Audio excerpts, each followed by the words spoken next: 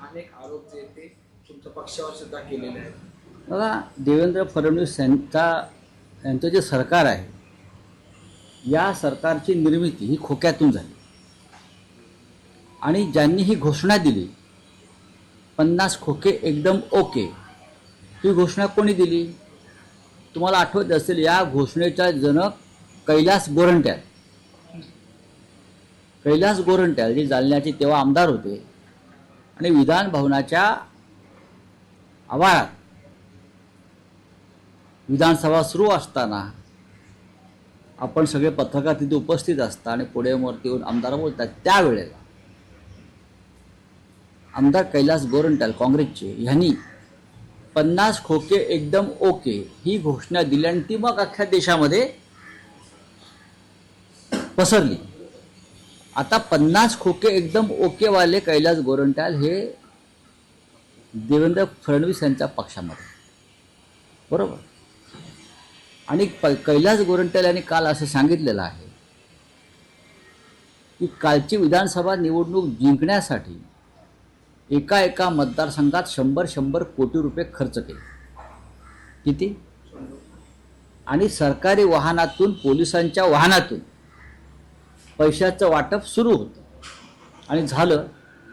आणि त्यानंतर गोरंट्याल असं म्हणतात, आमच्यासारखे कार्यकर्ते याला कुठे पुरे पडणार, त्याच्यामुळे मला भाजपात यावं लागलं.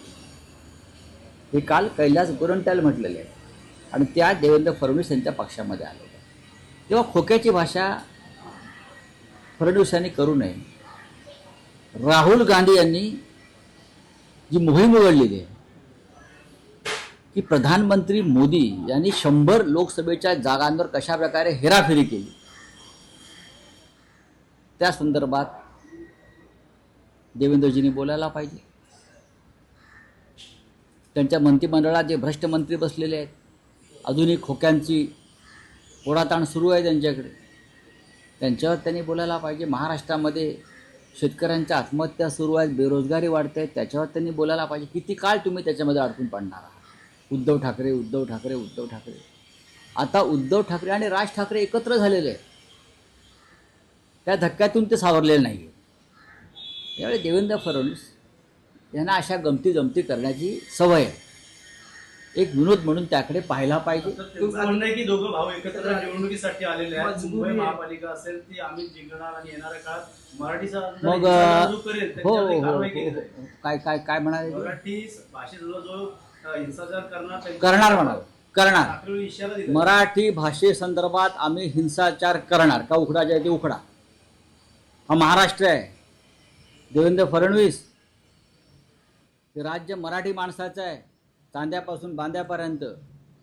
आणि आमच्या बापजाद्यांनी 106 हुतात्म्यांनी इथे बलिदान दिलेलं आहे. तुम्ही नाही दिलं. तुम्ही राज्याचे तुकडे करणारे लोक आहात. आज तुम्ही राज्याचे मुख्यमंत्री आहात म्हणून जरा गप्प आहात. तुमचं मुख्यमंत्रीपद ज्या दिवशी जाईल तेव्हा तुम्ही वेगळा विदर्भ मागणार, हे आम्हाला माहिती आहे. मराठी भाषेसाठी प्रसंगी आक्रमक होण्याची वेळ आली तर ते आम्ही होणार. तुमचा कायदा, तुम्ही काय मोरारजी देसाई व्हायला जाताय का? आमच्यावर गोळ्या घालणार आहात तुम्ही मराठीचा आग्रह धरताय म्हणून? हो, धरतोय आम्ही, धरणार आम्ही.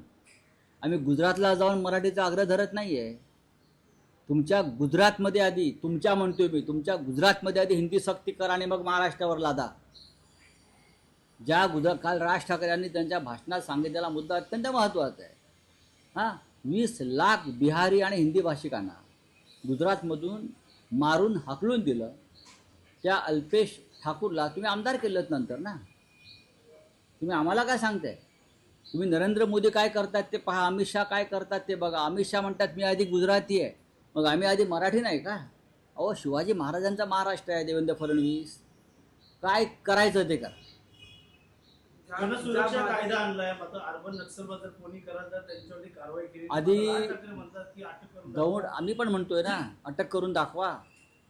दौंडमध्ये काल हिंसाचार झाला, हे अर्बन नक्षलवाद भाजपचेच होते. कोण आले बाहेरून? 2 आमदार भाजपचे आले आणि दंगल पेटवून गेले. आले ना 2 आमदार, जे मूळचे भाजपवाले नाही आहेत,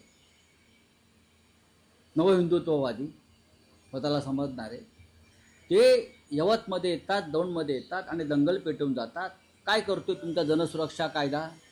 हा भांडी घासतोय का कोणत्या कोठ्यावर नाचतोय? सांगा ना. काय सांगतात? देवेंद्र फडणवीस हे फेल्युअर मुख्यमंत्री आहे, अपयशी मुख्यमंत्री आहे. त्यांचा फक्त फुगा फुगवलेला आहे. जसा नरेंद्र मोदीची हवा भरलेली आहे फुग्यात, तशी इथे देवेंद्र फडणवीस यांची हवा भरलेली आहे. ज्या भाजपच्या खासदारांनी महाराष्ट्रावर सूर उमटवला त्या भाजपच्या खासदाराच्या समर्थनार्थ देवेंद्र फडणवीस म्हटले की ते जर आले तर आम्ही त्यांचं स्वागत करू, निशिकांत दुबेंचं स्वागत करू, भारतीय संविधानाप्रमाणे आम्ही त्यांना वागणूक देऊ असं म्हटलं. हो, महाराष्ट्राच्या शत्रूंसाठी पायगाड्या घालणारच आहेत. महाराष्ट्राच्या शत्रूंसाठी पायगाड्या घालणारच आहेत. त्यांना महाराष्ट्रातल्या खासदारांची चिंता नाही आहे. महाराष्ट्रावर, मराठी माणसावर थुंकणाऱ्यांची चिंता त्यांना जास्त आहे. आणि थुकी चाटतायत हे भाजपवाले महाराष्ट्रद्रोह्यांची. बघू ना आम्ही. शिवसेना पक्षप्रमुख उद्धव ठाकरे हे 6 तारखेला दिल्लीमध्ये येत आहेत.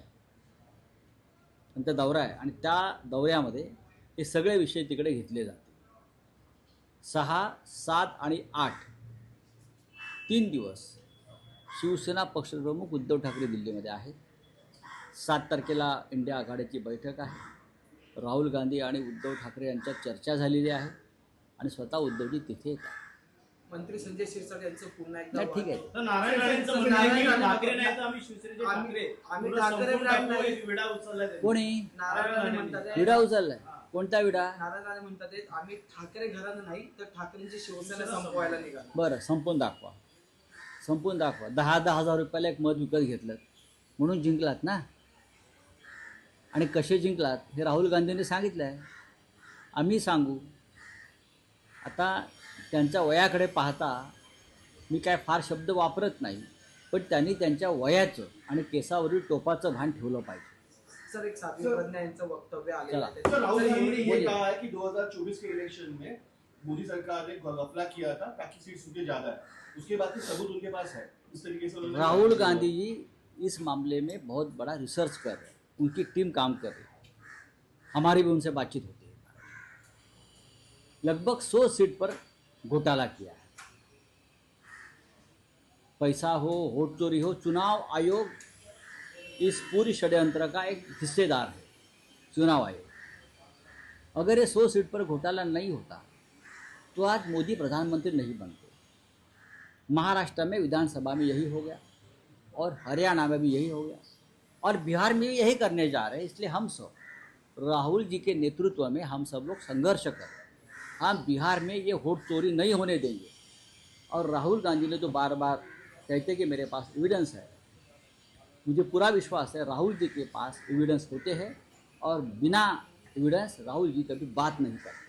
तो उद्धव ठाकरे जी दिल्ली जाने वाले हैं कि इंडियंस की मीटिंग में बैठने वाले हैं? उद्धव ठाकरे जी 6 तारीख को, 7 तारीख को और 8 तारीख को अगस्त दिल्ली में है. इंडिया ब्लॉक की बैठक 7 तारीख को है. राहुल जी ने उनको स्पेशल खास न्योता दिया है, इनवाइट किया है. उद्धव जी जाने वाले. सर, निशिकांत दुबे का बयान आया था महाराष्ट्र के ऊपर. आप देवेंद्र फडणवीस कह रहे हैं कि हम उनका महाराष्ट्र में स्वागत करते हैं. देखिए भारतीय जनता पार्टी की परंपरा है, जो महाराष्ट्रद्रोही होता है उनके लिए महाराष्ट्र में रेड कारपेट डालेंगे और जो देशद्रोही होते हैं उनका भी सम्मान करेंगे. ये भी उनकी एक आदत है. ये पार्टी कभी भी देशभक्त नहीं रही, चाहे स्वतंत्रता संग्राम हो चाहे और कुछ हो. ये ढोंगी पार्टी है. और महाराष्ट्र में ये पार्टी ने कभी भी महाराष्ट्र हित की बात नहीं की, मराठी स्वाभिमान की बात नहीं की. छत्रपति शिवाजी महाराज का जय बोलते हैं, वो वोट के लिए बोलते हैं. तो हमें उनके सब रंग ढंग मालूम है. सर, मोदी जी- सामाजिक न्याय होण्यासाठी किती पैसे मागा? मोदी जी यूपी में ब्रह्मोस की फैक्ट्री लगाने की बात कर रहे हैं, पर लेकिन संसद में जवाब नहीं दे रहे. तो किस लिए? ब्रह्मोस की पार्टी लगाइए, सब कुछ करिए, सबसे पहले ट्रम्प को जवाब दीजिए. प्रेसिडेंट ट्रम्प जिस तरह से हिंदुस्तान के ऊपर हमले कर रहे हैं, ट्रम्प का जवाब दीजिए. ट्रम्प का नाम लीजिए. आप अगर ट्रम्प का नाम लेके जवाब देंगे तो ही ब्रह्मोस का फायदा है. तर सामाजिक न्याय होण्यासाठी किती पैसे मागा?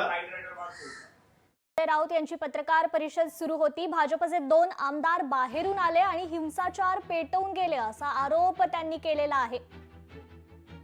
तर मराठी भाषेसाठी हिंसाचार करणार, काय करायचं ते करा असा इशारा देखील त्यांनी केलाय. लोकशाही मराठी ऐका, पहा, जागरूक रहा.